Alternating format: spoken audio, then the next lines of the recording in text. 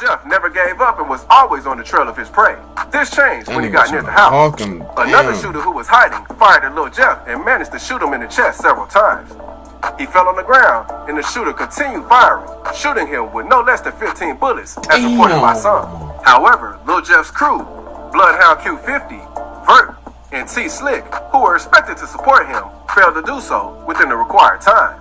Wait, so that's who was there with him? How do niggas know, bro? Oh, that's so police. Best of the savage moments of Bloodhound Lil Jeff's life, and this is nothing short of wild madness. You just won't believe it. I feel like you did. But who exactly was Lil Jeff? Born Jeffrey Harris on July 14th, 2002, in Chicago, Illinois, Lil Jeff quickly became a name that echoed through the dangerous streets of his hometown. Known by monikers like Lil Jeffrey Dahmer and Lil Jeff Hardy, his reputation was built on sheer savagery, making him both feared and respected in equal measure. His short life was a whirlwind of violence, chaos, and bloodshed, with each day in the streets pushing him further into the life of crime. For Lil Jeff, life wasn't about playing it safe. It was about making a statement, and boy, did he do that. Lil Jeff's savagery wasn't just a front for the cameras or a persona to sell records. It was his reality. He lived and breathed the violent world that he rapped about. Growing up on the rough streets of the east side of Chicago, his life was shaped by a brutal environment where the weak didn't survive. His father was mostly absent, leaving his mother to raise him and his two brothers in a world where gang culture was a way of life. By the time he was 14, Lil Jeff had already seen more violence than most people could imagine. One night, his house was shot up, and a bullet came within inches of ending his life. This brush with death didn't scare him, it hardened him. From then on, he was determined to never be a victim again. My crib got shot up when I was 14. I was some stupid ass shit. The bullet, that bitch flew like right past my face. They just shot the back and the front. Then they blew the car up and set that bitch on fire. When his older brother, already deep in the streets, the bullet, that bitch flew like right past my face. They just shot the back and the front. Then they blew the car up and set that bitch on fire. What the fuck? When his older brother, already deep in the streets, introduced him to gang life, it was a natural progression for Lil Jeff.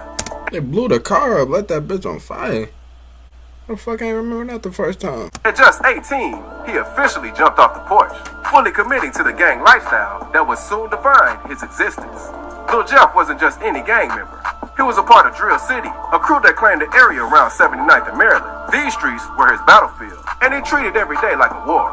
Drill City had no shortage of enemies, beefing with BKN, Trap City, TYMB, A-Trey Mob, and 800. And in this war zone, Lil Jeff was a soldier who thrived on chaos. He was known for his wild, mischievous ways on social media, where he would go live, dropping his location, and daring his enemies to find him. He flaunted his weapons like trophies and wasn't shy about showing off his collection. But it wasn't just about the guns. Lil Jeff wanted everyone to know that he was a killer, openly hinting that he had over 10 bodies to his name. This wasn't just bravado. Lil Jeff was a killer, and he wanted the world to know it. I'm taking to killing school. Class start next week. You can't make this shit up. You gotta at least have 2 bodies though. For I ain't coming with no. You ain't got shit. I can't work with no beginners. What the fuck? You can't make this shit up. One of his most savage moments came in response to the death of his close friend, Z Money. Drill City and Trap City used to be cool, but when Trap City allegedly carried out a hit on Z Money, everything changed. Especially for Lil Jeff, who said Z Money's death made him see only red from then on, which led to his decision to go hard on the streets, signaling a war mantra that is either kill or be killed. Begun opening fire into Z Money multiple times. Z Money would be taken to the University of Chicago Medical Center, where he would unfortunately be pronounced dead. Chi-Town crime chasers would later arrive at the scene to film the aftermath of the shooting, showing the police combing through the scene.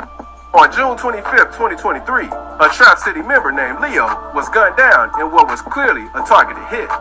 Leo had just got into the back seat of a lift when a car pulled up and someone walked up to his window and opened fire. Leo was dead before he even knew it hit him. Had just gotten into the back seat of a Lyft ride in the 1300 block of West Taylor Street in Little Italy. This one he was using the Uber ride when bar. Another car approached. Someone inside hopped out, walked up to the back seat window where Leo was sitting, and opened fire. Lil Jeff wasted no time in claiming responsibility for the hit. He and his crew went on social media bragging about how they got back for Z Money. Lil Jeff even dropped a verse that made it crystal clear who was responsible. For Z Money, we got back. It ain't take too long, bitch. I'm relentless. This kind of unapologetic savagery made Lil Jeff a legend in the streets, but it also made him a marked man. Go ask the Oscar Michael Drake. Go ask the Oscar Michael Drake for shit in park. The brutality didn't stop there. It's not a real nigga, bro. This can't be a real person. Allegedly committed a double murder that will make even the most hardened criminals flinch. After being robbed by members of BKN, Lil Jeff was out for blood. On January 26, 2024, he got his revenge in the most horrific way possible. Two BKN members, Monty and Lil Rob, were standing outside of Innovations High School when a group of masked men jumped out of two vehicles and opened fire. The gunmen let off dozens of shots, hitting Monty and Lil Rob multiple times. Both men were rushed to the hospital, but neither survived. And next thing you know, we just see like his shots going out, like it was like 20 shots. Again, Lil Jeff couldn't resist bragging about his handiwork. He went on social media and all but confessed to the murders, claiming that they were payback for the robbery. Started at 2 minimum, man. 2, you gotta have a minimum of 2. No, anything, you gotta have 2. You gotta have a minimum of 2 of them, bitches. To come to school, you just gonna sit your dumb ass in this seat, and whatever I say, do it. If you do anything scary, bitch, I'm smoking your ass. He even released a song where he taunted his victims, quoting Money's own words, and turning them into a cruel punchline in his track, where he covers the details of the shooting in the lines, "When I speak, it's only facts." He was screaming, when he got hit, real tough up on the neck. Now he's on the floor shaking, looking like a bitch. Speaking on 17-year-old Lil Money, drawing his last breaths after he shot him. He would go on to say, "Just walked in Liz for 2 hats. Really stepping in blood, niggas know how it get. He ain't get a chance to run, can't say that he tripped. Bounced out with 4 sticks, 2 niggas got hit." Relating to the 2 murders he executed. When I'm sliding and I be driving this thirsty shit, you would think a nigga bap if I told you about what I did. When I speak, it's only facts. He was screaming out when he got hit. For Lil Jeff, murder wasn't just business, it was personal. And we be singing that shit like it's an everyday song. And fuck G-Day, fuck the birds, gang. Fuck them too. Fuck a free bag, gang. I'm spanking one of they ass too. Such savage moments were the things that made Lil Jeff famous, but at the same time, sealed his fate. On June 8, 2024, he was killed in a mission that was meant to cement his authority in the streets around 5 p.m. Lil Jeff and his crew sought to skate on members of Trap City, Zone 7, and their area at 66 and Rose. The idea was to surprise their competitors, but that did not turn out as expected. First 310, anybody heading over there to Rose, use caution because this may be crossfire and now we getting a person shot. 6647 South Rose. As soon as Lil Jeff spotted a rival gang member, he did not think twice and immediately got out of the car, even though his crew did not follow his lead, and tried stopping him from shooting the target. The rival, noticing this, ran towards a house that was nearby in an attempt to get away. Lil Jeff never gave up and was always on the trail of his prey. This changed when he got near the house. Another shooter who was hiding fired at Lil Jeff and managed to shoot him in the chest several times. He fell on the ground, and the shooter continued firing, shooting him with no less than 15 bullets, as reported by some. However, Lil Jeff's crew, Bloodhound Q50, Vert, and T Slick, who were expected to support him, failed to do so within the required time. Wait, so that's who was there with him? How do niggas know, bro? Oh, they're so police. T Slick, who were expected to support him, Bloodhound Q50, Vert, and T Slick, who were expected to support him, failed to do so within the required time.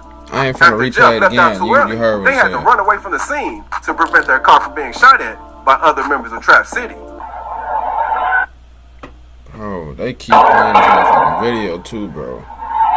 Like, After this video is scary as people fuck, were still bro. debating on the streets who could have had the means to pull the trigger. Some Reddit fans have made out the killer to be a particular Trap City gang member known as Trap City Rob.